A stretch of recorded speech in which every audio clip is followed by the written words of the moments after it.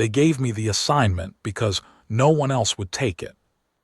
That is the truth of it, stripped of the small dignities I used to wrap around facts I didn't like. The Ardenval catalog, 3 months of solo work inside a dead alien ship, tagging chambers and logging artifacts for the Colonial Science Board, was not a plum assignment. It was the kind of posting that gets handed down the chain until it reaches the person with the fewest objections and the least leverage to refuse. That was me.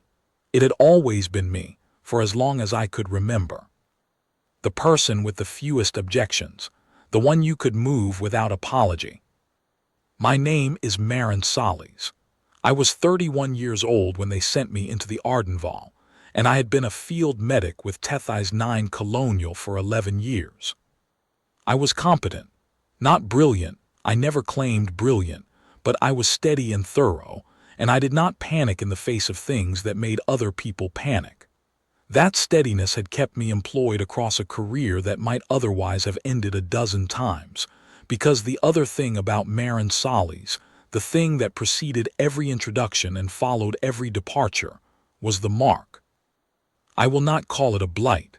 I spent 31 years hearing other people call it that, and I will not give the word any more of my time. It covered the left side of my neck and jaw, ran down the inside of my left forearm, and traced a faint branching pattern across my left palm and the backs of my fingers, a deep blue-violet discoloration, not bruising, not scarring, something structural in the skin itself, like a map drawn in ink that the body had absorbed and made permanent. Genetic, the colony doctors said. Non-transmissible, they said, every test, every decade, always the same result. Absolutely non-transmissible. And yet I ate alone. I worked the night rotations where there were fewer people to notice. I treated the patients that the other medics found reasons to hand off. I held the hands of the dying because the living preferred not to be near me for long. Non-transmissible, but people carried their superstitions the way they carried everything else they were afraid of, close to the chest, without examining them, hoping that fear itself might serve as prophylaxis. The old blight, they called it in the older settlements, the ones whose founders had been colonists from the 3rd generation wave. The Tethys 9 colony had been seeded from those old settlements. The name had traveled with the fear. I did not hate them for it. That is not me performing equanimity. I genuinely did not hate them. I had watched fear operate in enough people to understand that it was rarely personal. They were not afraid of me. They were afraid of what they did not understand, and they had learned from their parents that the mark was a thing not to be understood but to be avoided. And so they avoided it, and the fear passed cleanly to the next generation like a family heirloom. No one wanted, but no one could bring themselves to discard. I understood it. I had in my own way been afraid of it too, afraid of what it meant, afraid of the space it put between me and other people, afraid of the life it circumscribed. But by 31 I had made my peace with the circumscription. I had a small quarters block in the outer ring of the colony station, a shelf of field medicine manuals, and 3 novels I had read so many times the spines were soft as cloth, and the work. I always had the work. The Ardenval assignment landed on my desk on a Tuesday morning in the colony's 7th month of Tethys 9, standard year 12. I had heard about the ship, of course. Everyone on the station had heard about the ship. A survey drone had found the wreck 6 months earlier, half buried in the basalt shelf on the moon's eastern plateau, immense, ancient, clearly not human in origin, 3 times the length of our largest colony transport. The exterior hull, where it showed above the rock, was a pale smoke-gray stone that was not stone, some material the analysis teams couldn't quite classify. Too hard for ceramics, too light for alloy, with a crystalline microstructure unlike anything in the colonial database. It had been there, the geological survey said, for somewhere between 7,000 and 9,000 years, maybe longer. The colonial administration had sent 4 expedition teams inside over the preceding months. Team 1 had mapped the upper decks and found them empty, stripped, or perhaps never furnished, and noted the atmospheric seal was still functional, which was remarkable for a ship of that age. Team 2 had gone deeper and found the first of the artifacts. Sealed containers of a material similar to the hull, arranged in alcoves along the corridor walls, each one roughly a meter tall, and bearing a surface inscription in a script no one recognized. They had photographed everything and logged everything and taken nothing, per protocol, and they had noted one other thing. A door at the base level, at the end of a long downward passage, that would not open for any instrument they applied to it. Team 3 had spent 2 weeks on that door. They had brought cutting equipment which failed. They had brought chemical compounds that had eaten through 6 inches of the hull material on a test section before being stopped. They stopped when the hull began to respond, the cut section sealing itself over the course of an hour as if healing. They had tried sonic resonance. They had tried electromagnetic disruption. The door had remained closed. Team 4 had gone in with orders to catalog everything else in the ship and leave the door alone, pending a formal decision by the science board on how to proceed. Team 4's lead surveyor had filed his report and then submitted a transfer request to the orbital station, citing personal reasons. His deputy had done the same.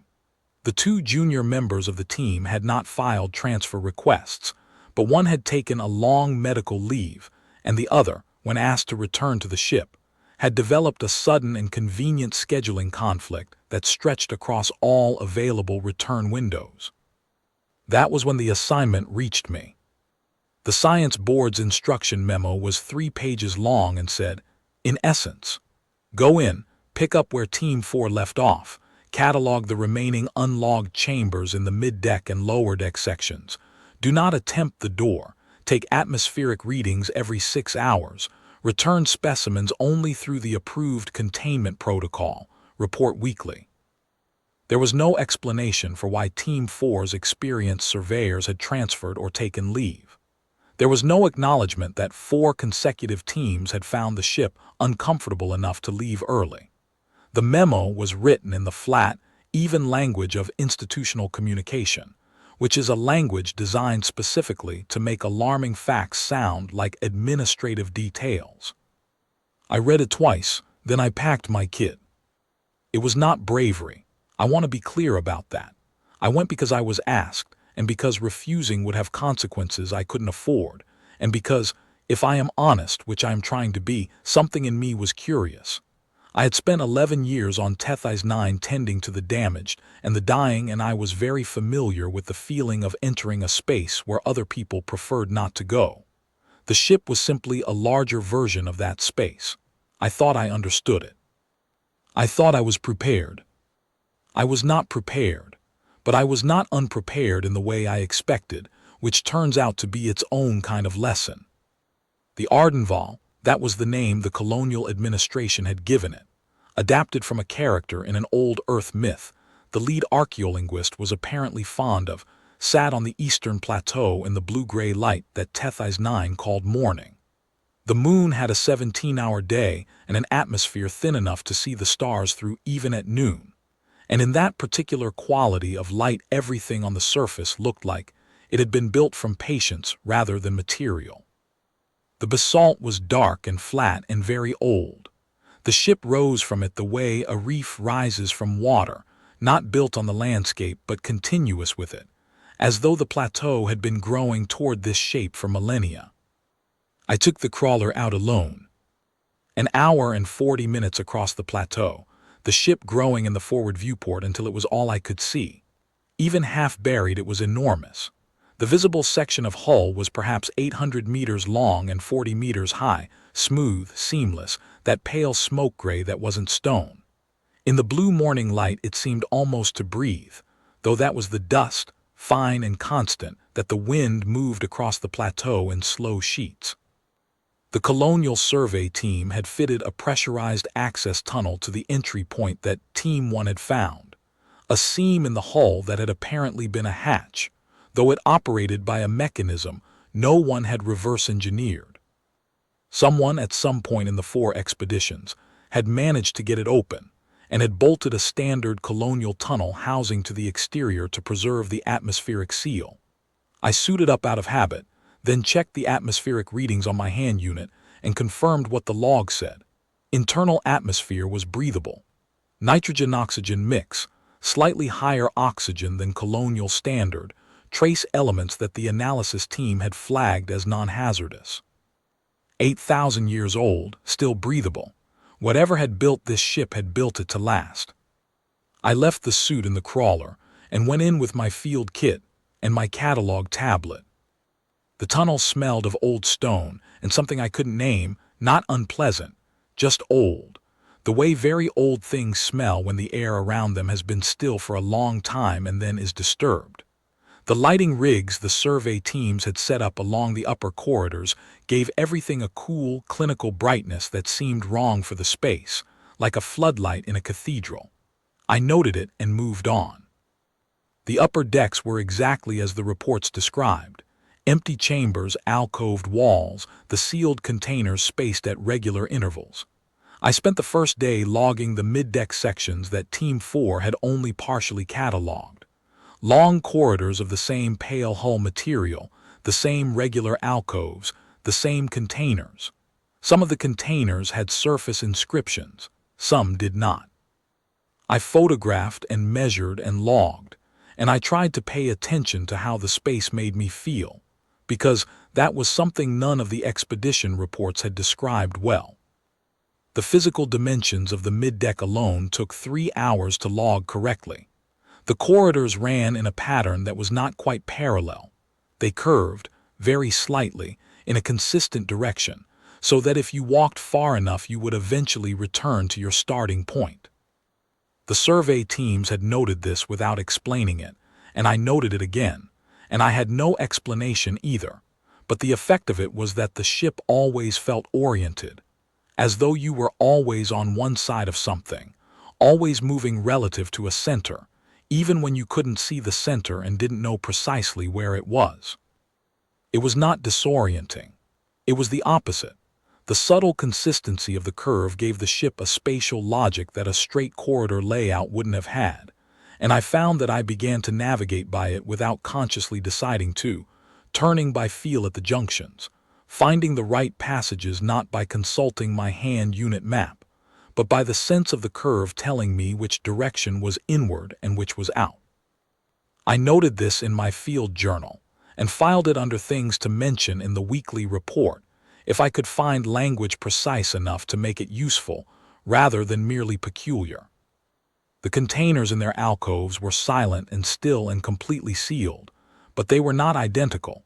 Each one differed slightly from the others in the density of its surface inscription, the depth of the engraving, the number of distinct symbol clusters visible on its face.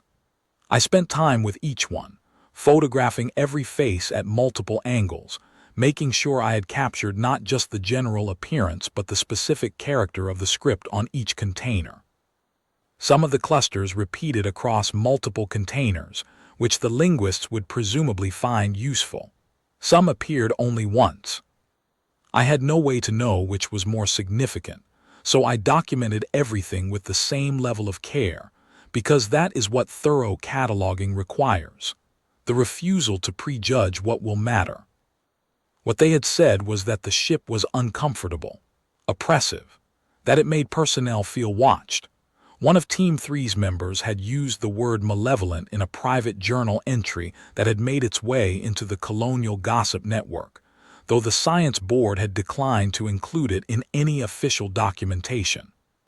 I did not feel watched. I did not feel malevolence. What I felt from the first hour inside was something more like attention, as though the ship was aware of me, not hostilely, not even particularly warmly, but aware, the way a very old person is aware of the people who move through the room around them, cataloging without appearing to catalog, missing nothing. It was not a comfortable feeling exactly, but it was not a frightening one. It was more like the feeling of being seen by something that had seen a great many things and found most of them unremarkable, and was still deciding whether I was unremarkable or not. I noted this in my field journal and kept working. The second day, I found the lower passage. Team 4's catalog records showed they had mapped as far as a junction on the lower deck's north side, and had not proceeded beyond it.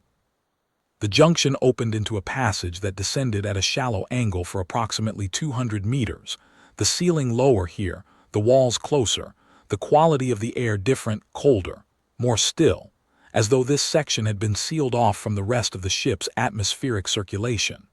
My hand unit confirmed the temperature drop, 8 degrees below the upper decks. I stood at the top of the passage for a moment with my light extended and looked down. The survey rigs did not extend here. My light reached about 60 meters before the darkness absorbed it. I noted the junction in my log, recorded the temperature differential, and went back to the mid-deck catalog. I was methodical. I finished what I had planned for the day and returned to the crawler and ate and slept and reviewed my atmospheric readings and sent my first weekly report to the science board. The report said nothing about the lower passage. I wasn't sure why. It was an omission I noticed but couldn't entirely account for. The third day I went down. I want to be precise about this, because it matters.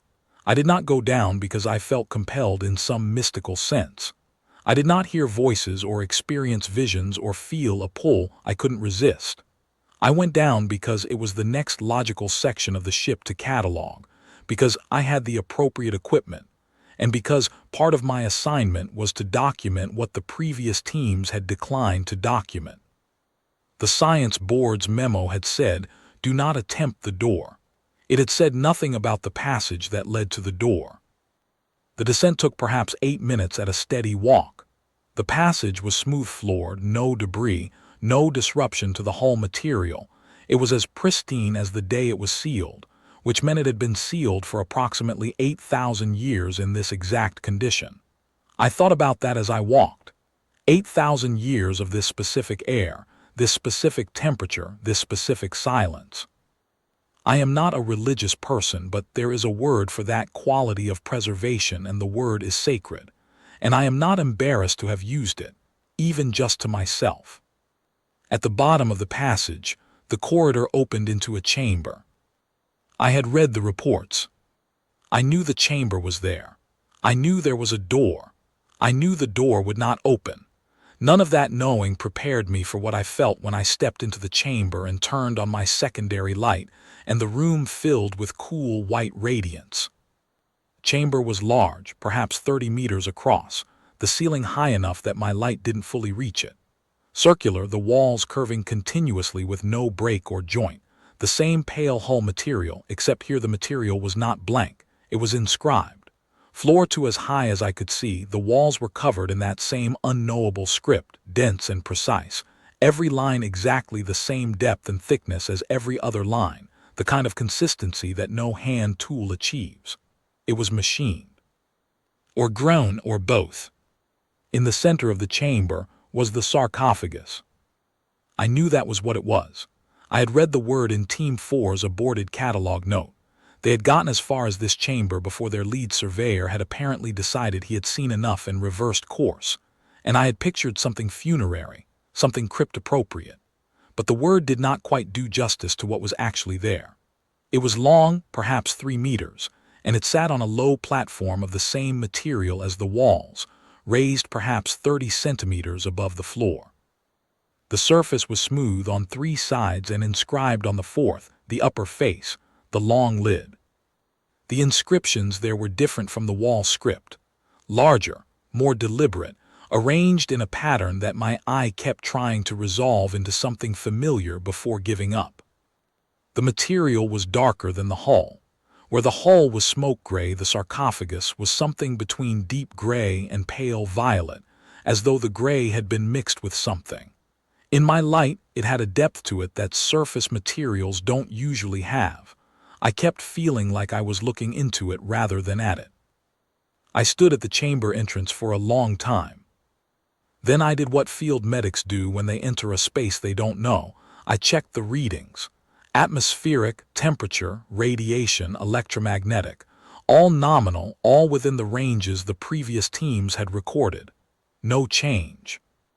I walked slowly around the sarcophagus without touching it, photographing the inscriptions from every angle, noting its dimensions, logging the chamber's general layout. I was thorough. I was careful. I was doing my job. When I had completed one full circuit, I stood at the foot of it, the end without inscriptions, and I looked at the surface and I thought about 8,000 years. 8,000 years ago, humanity had not yet built its first interplanetary craft. 8,000 years ago, the language spoken on the continent my ancestors came from had not yet developed the grammatical structures it would one day use to write the field medicine manuals on my shelf at home. 8,000 years ago, whatever had built this ship had already built it, filled it with these sealed containers and this impenetrable door and this chamber and this sarcophagus, and had sealed it and had left. And in 8,000 years, in all the years since the first colonial survey drone had found the wreck, not one person who had entered this chamber and stood before this surface had caused anything to happen.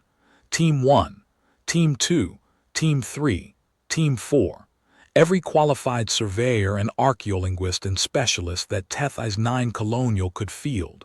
Nothing.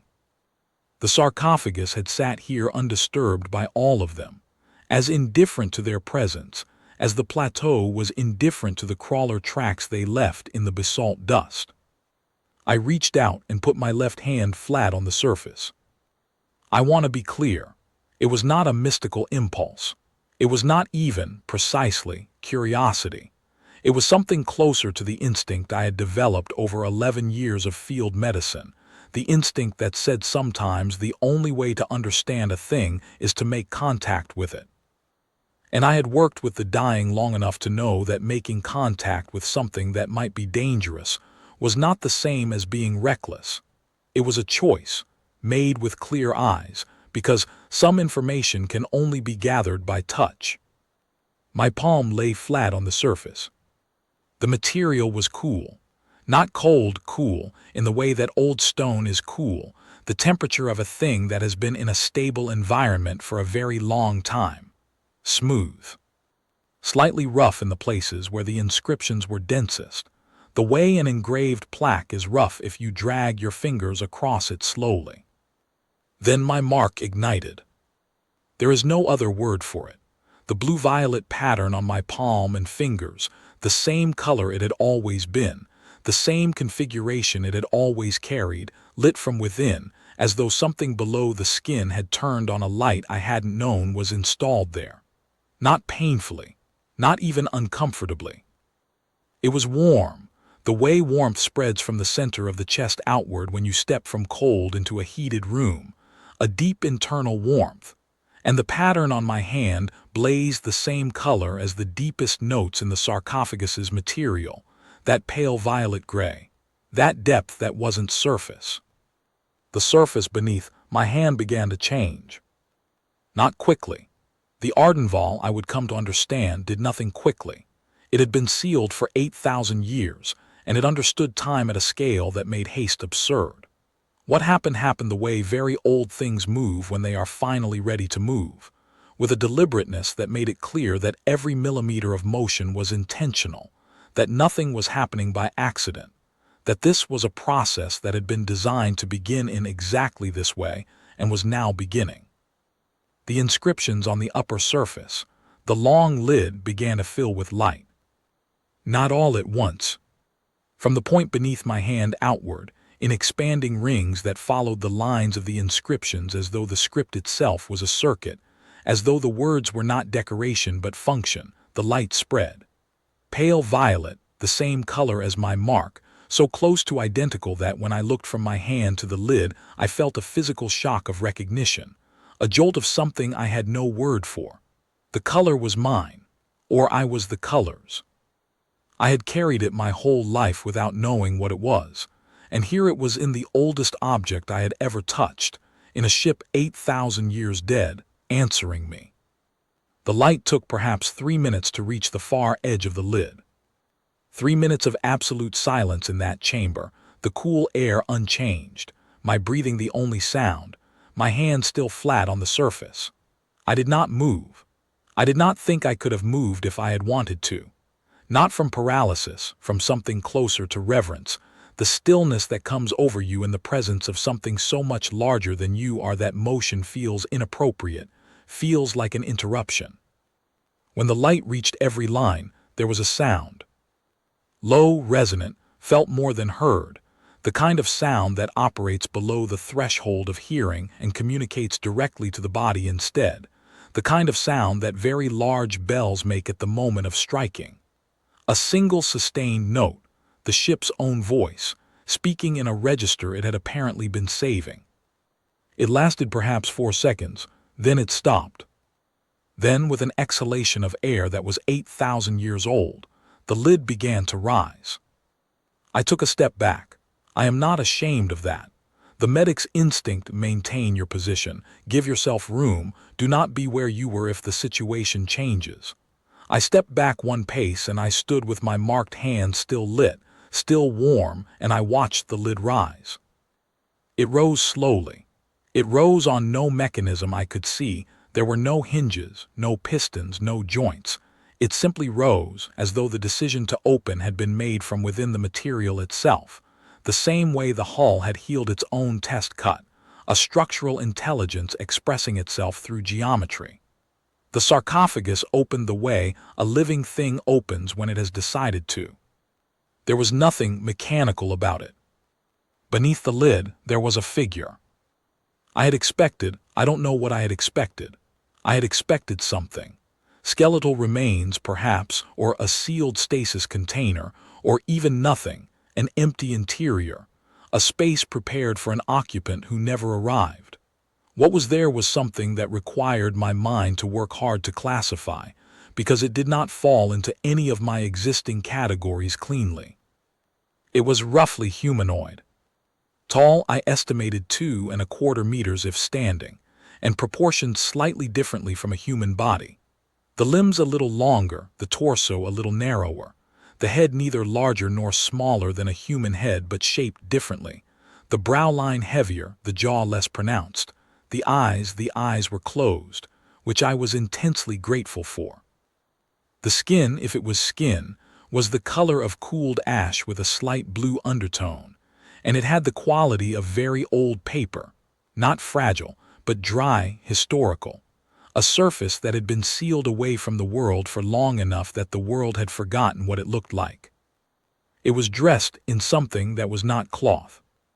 Layers of a material I could not classify from a distance.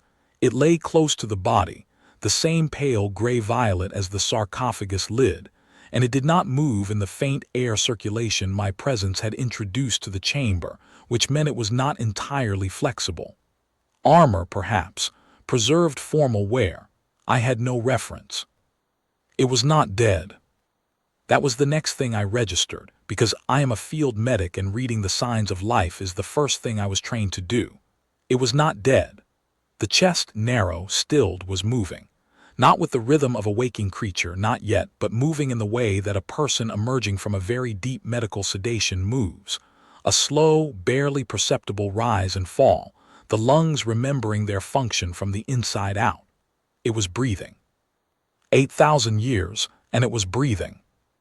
I stood very still for what I estimate was about 90 seconds, which felt considerably longer, and I watched the chest rise and fall, and I catalogued what I was experiencing, which is what I do when I encounter something my nervous system doesn't have a protocol for. I was not panicked. I was not calm exactly. There is a state between panic and calm that field medicine requires, and that has no good name. A state of heightened function in which the emotions are present and acknowledged and set aside because they will not help with what needs to be done right now. I was in that state. What needed to be done was, stay, observe, record, and do not leave. I pulled my tablet from my kit and began recording everything, audio and visual both. I did not need to think about this. It was automatic, the professional reflex, the thing you do in the field so that if you do not survive to report it yourself, the record survives for you. I noted the time. I described what I was observing in the flat, precise language of a field medic's report. I described the figure, its dimensions as I could estimate them, the quality of the apparent breathing, the fact that the lid had risen, the fact that my mark was still lit and warm. I described the chamber. I described the inscriptions. I described the sound that had preceded the lid rising. Then the figure's hands moved. Slow, so slow that for a moment I wasn't sure I had seen it, the shift of long fingers against the interior of the sarcophagus. Not a grasp, not a reach, just the slight repositioning of a hand that was beginning to remember it had control over itself. Both hands in sequence. Then nothing for perhaps a minute. Then the head inclined fractionally to the left. 12 minutes after the lid had reached its full height, the eyes opened. The color was not human, not in a dramatic alien invasion way. There was no glow, no geometric iris, no vertical slit pupil. Simply a color that did not match anything in the biological range I knew. A very deep amber with a slight luminance in the center, like old amber with a candle behind it. They focused slowly, the way eyes focus when the brain is rerouting its connections, and they moved across the ceiling, and then they moved to the walls, and then they moved to me. They rested on me. The figure looked at me for a very long time. I did not look away. I have sat with the dying, and I know how to hold a gaze without flinching, how to be present for someone who is assessing whether you are safe, how to offer the stillness that says I am here and I mean you no harm. I offered that stillness now. I do not know what it saw. I know what I felt. The attention that I had felt from the ship from the first hour, that quality of being cataloged by something very old and very thorough, intensified, narrowed, focused. The ship had been attending to me for 3 days in a diffuse, environmental way. The figure in the sarcophagus was attending to me the way a person attends to another person when they are deciding something important. Then it spoke.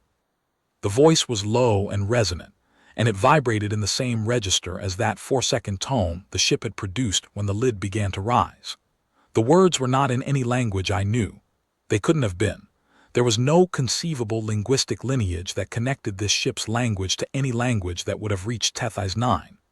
But the voice carried a quality that language sometimes carries beneath its content, a quality of tone and cadence that communicates before the words do. What the voice communicated in those first few sentences I could not parse was this: assessment, recognition, and it is difficult to find the word relief. I let it finish. I stood and I listened, and I let the sounds move through the air between us. Then it stopped. Then it spoke again, and this time the language was different. It was not exactly a human language. It was nothing I could identify as a specific language, but it was built from human linguistic components, sounds that human mouths can produce, patterns that human ears can parse, a structure that my brain reached for and found, the way you find a familiar shape in a dark room. It was as though the figure had searched through every language it had access to and assembled in real time something I could receive.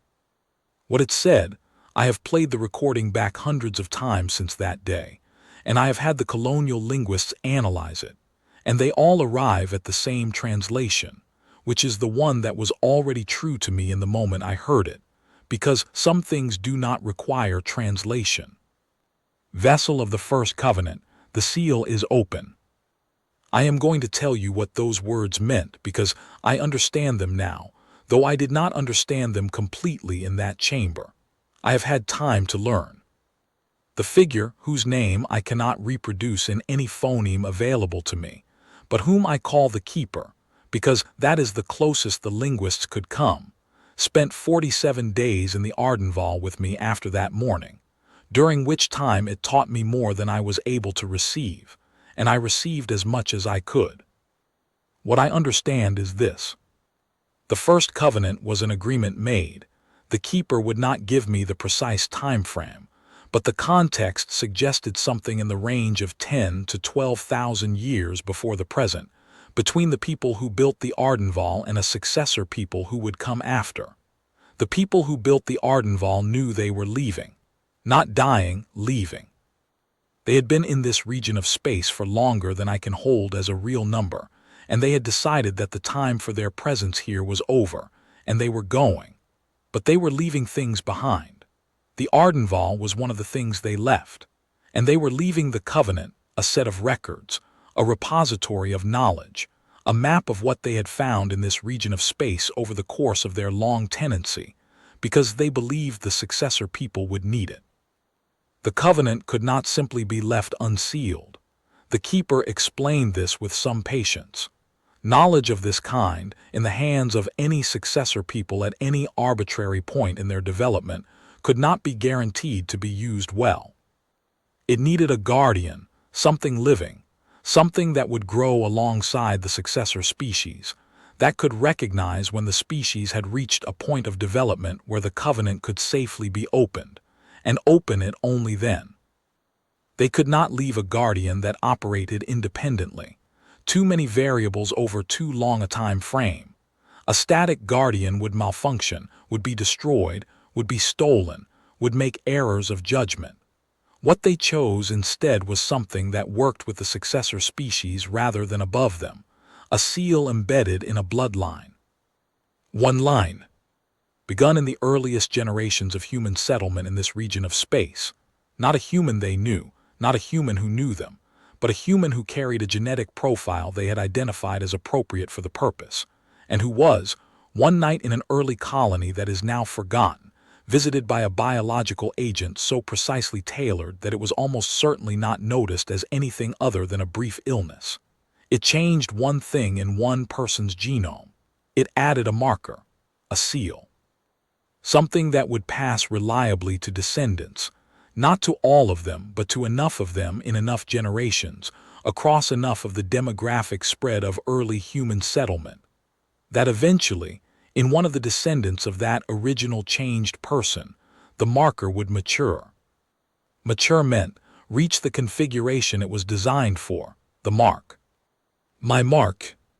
8,000 years of human generations to reach me.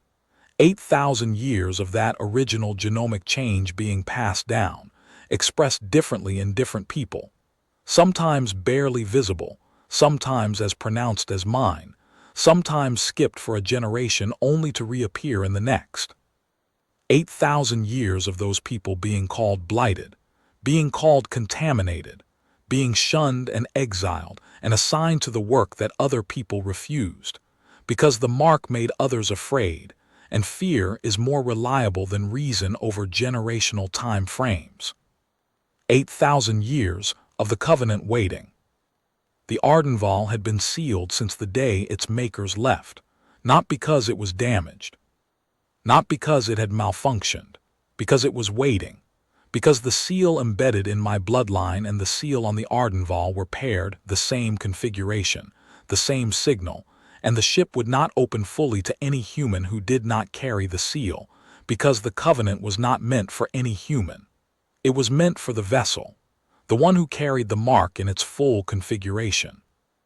That is why the survey teams could work in the upper decks but found the lower passage and the chamber and the door, which was not, I learned, a door but a test, oppressive and wrong. They could enter because the ship allowed it. They could not open the sarcophagus because the sarcophagus was not meant for them. Every team that came and felt the weight of the ship's attention and decided they had been somewhere unwelcoming was not wrong. The ship had been attending to them. It had assessed them and found what they lacked not as a judgment on their worth, but as the simple binary result of a specific test. Are you the vessel? No. Then this door does not open for you. I put my hand on the lid, and the mark ignited, because the mark was always the other half of the lock. I will not describe everything the Keeper told me in those 47 days. This account would run to a length that no one would be willing to read, and much of what I received is still being processed by people whose field is not mine. The xenobiologists and linguists and archaeologists whom the colonial administration deployed to the Ardenval after my report, slowly and then all at once, like water through a breach. But I want to describe something of the texture of those days, because I think it matters for understanding what the Covenant actually is, and what opening it actually means. The Keeper's communication was not uniform. On some days it was linguistically dense. information delivered with precision, technical terms assembled with care, the kind of content that requires the full attention of trained specialists to unpack. On other days it was simpler, almost conversational, and those were the days I found most instructive, because the keeper's casual register told me things its formal register didn't. It told me how it thought about time, not in the linear, event-sequenced way that I was trained to think about it, but in the way that a very old geologist thinks about stone, not as a sequence of moments but as a sediment, layered, with each layer telling you something about the conditions that produced it. 8,000 years was not, for the keeper, an enormous span. It was a layer, a distinct one with its own character, but one layer among many. It told me about what it had done during those 8,000 years, during the wait, not stasis, or not only stasis. There had been periods of wakefulness, during which it had attended to the ship's preservation, run diagnostics on the Covenant's sealed records, monitored the development of the human settlements spreading through this region of space. It had watched from inside the ship the long arc of human civilization in this region, the early colonial settlements, their consolidation, their conflicts, their periods of expansion and contraction. It had tracked the mark across the population of the human settlements, maintaining its own record of where the seal appeared and in whom and with what intensity. It had watched, with what I can only describe as patient interest, the shifting of cultural attitudes toward the mark across generations, the eras of reverence, the eras of fear, the alternating cycles of those two responses as communities changed and resettled and forgot and remembered and forgot again. It had never intervened. The seal in the bloodline was a passive instrument. It observed but did not act. It registered but did not compel. The keeper's own role was equally passive during the wait, to preserve, to monitor, to remain, not to recruit, not to seek out the vessels and explain their nature to them. That was not what the makers had intended. The covenant was to be found, not handed. The vessel was to find their way to the ship through the ordinary operation of their life, not to be guided there by anything outside themselves. The keeper had watched 4 expedition teams enter the Ardenval and had observed each of them with interest and had felt the keeper struggled here, searching for a word in the assembled language, and eventually arrived at something the linguists translated as expectation withheld, because none of them were the vessel, and each of their arrivals renewed the question of when the vessel would come, and the answer remained always, not yet. And then I had come. But I want to describe what happened at the end of those 47 days, because it is the thing I carry now, the way I once carried only the mark. The keeper did not speak every day. There were long silences, days during which it seemed to be recovering something, energy, coherence.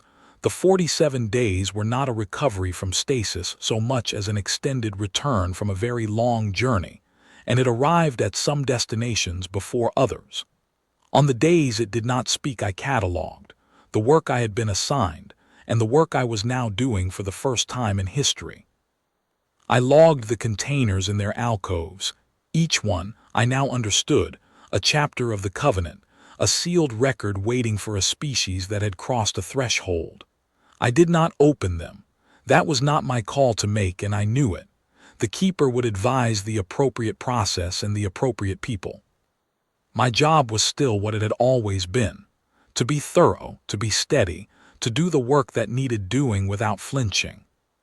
On the 39th day, the keeper told me about the others who had carried the mark across the 8,000 years. Not my direct ancestors. The mark had not passed in an unbroken line. Nothing does across that span. But the others, distributed across the human population of this region of space since the early colonial period, in numbers that had varied by era and geography. Some of them had been revered in early populations who associated the mark with protection rather than contamination, and protection was not the wrong reading. The mark was a kind of protection, a living seal, a reminder encoded in the body that something was kept safe.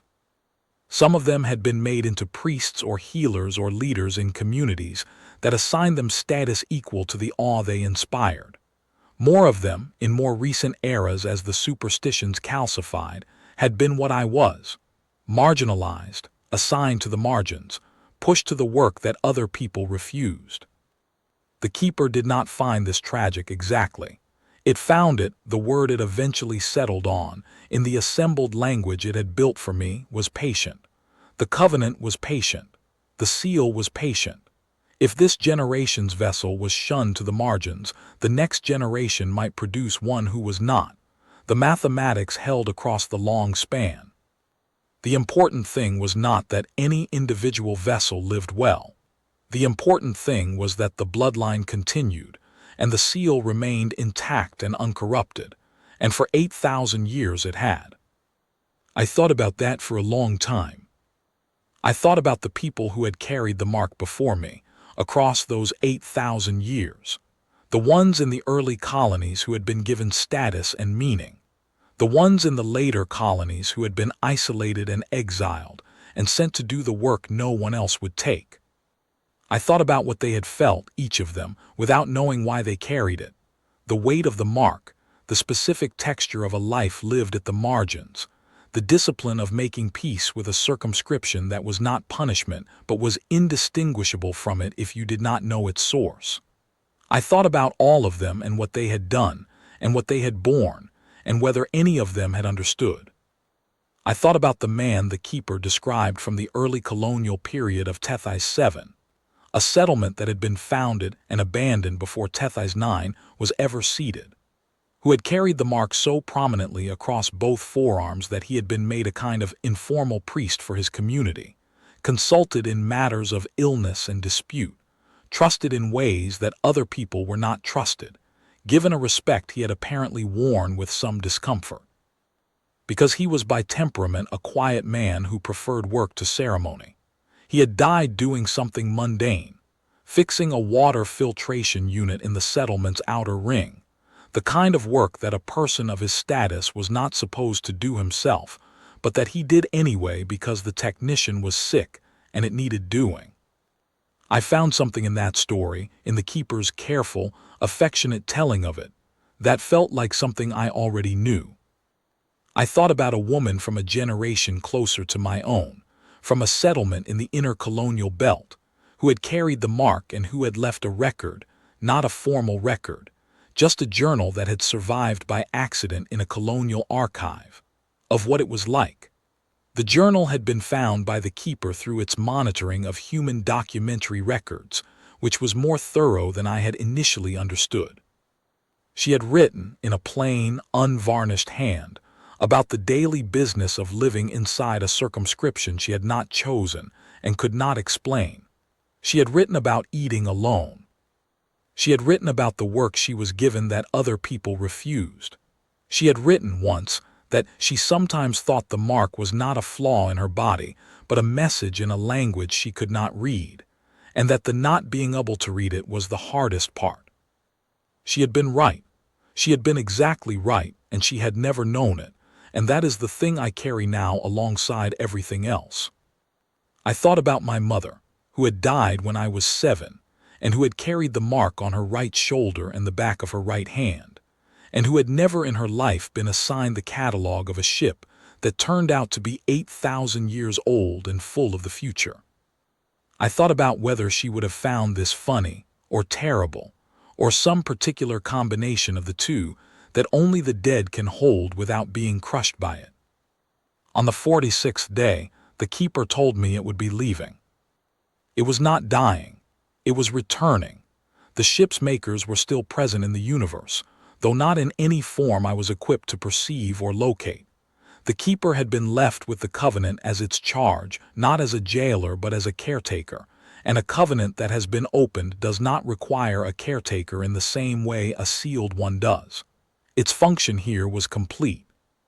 It would return by a mechanism I did not ask it to explain, because I would not have understood the explanation.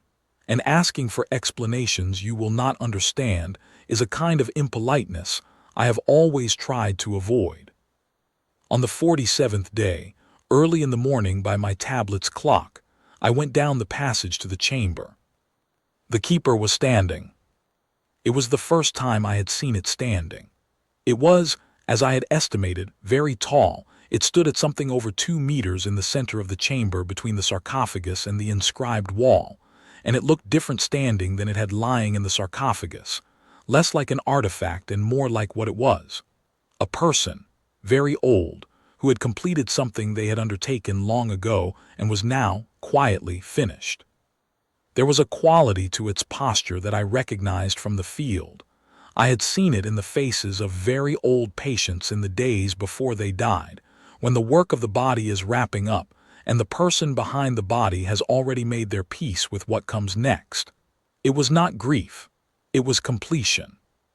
It spoke to me for the last time. Again, some of the words I needed my recording to translate later, but the shape of what it communicated was clear to me in the moment, in that assembled language it had constructed across 47 days of careful work. It said, in essence, "The covenant is yours now, not mine. The covenant belongs to the people it was made for, and you are the last lock that needed opening, and the lock is open, and the records are yours. Use them at whatever pace your people can sustain. The knowledge in the covenant will not go bad. It has waited 8,000 years already, and patience is not a virtue it lacks." Then it said one other thing. It said, "The people who built this ship did not choose the vessel's bloodline carelessly.